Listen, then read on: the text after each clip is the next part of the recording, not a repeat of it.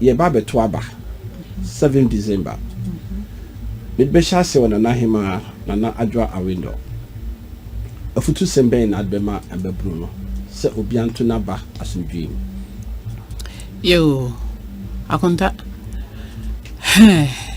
2008 so okaya ye peace train you sure say what is awesome yeah many Ghana for musicians, young musicians. That time na Efia, ne Irene and Jane.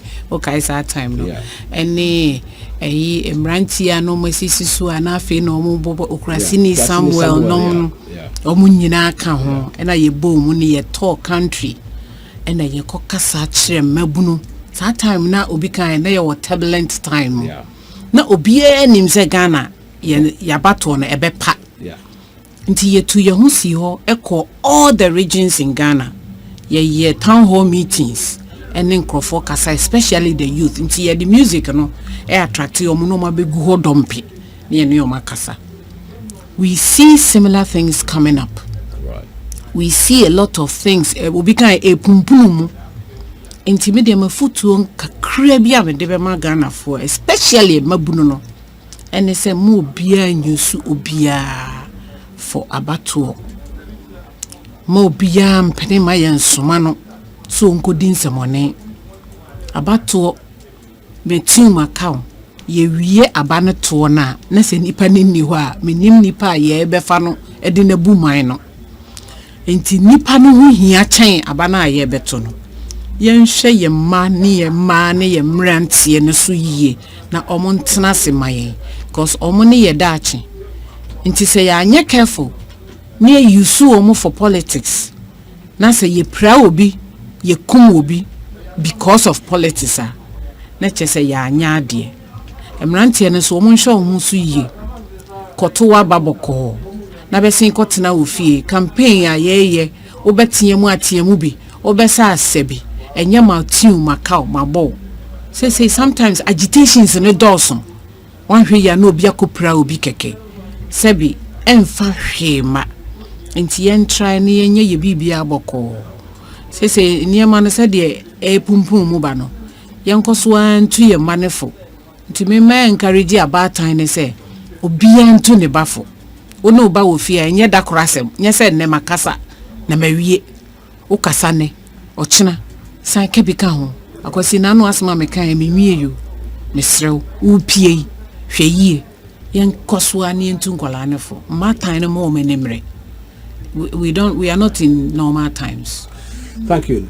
Nana Hima. Echa. Ususu de na beka kire yenuanum ababru no titiro. Niyemeso meka ka ho ne se.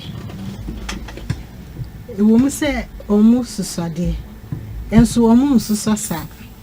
Se wedding fear edru se ubetimi avotu dia. Let say we are matured enough. Wunim se mensa we benkum we ye ni fadia na se wo hu papa ene boni me futu kakra me de be ma wo ne se ensese adwemboni ba obi etiri enso obi ane ne party a owo me a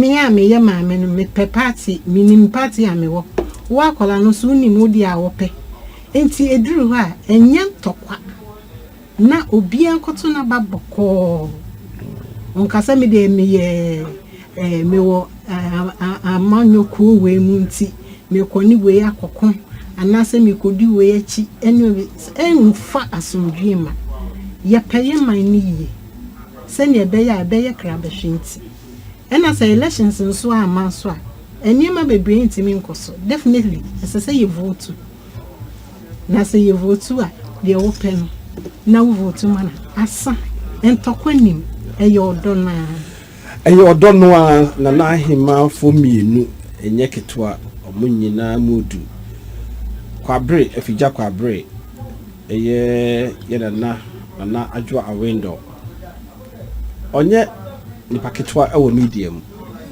and at the same time so Nana udino krama mbusa wo full name no ufune Nana Adwoa Sewa Adepa adwa sewa adepa kyese adwafo mienu na kwaku medam ntem sese enti sɛ me sika ye no ene ahema anofo obi anom ano but me ne obi anom me nko na me kɔ no manwumre medam ase yes obi nimu a obi kyerɛ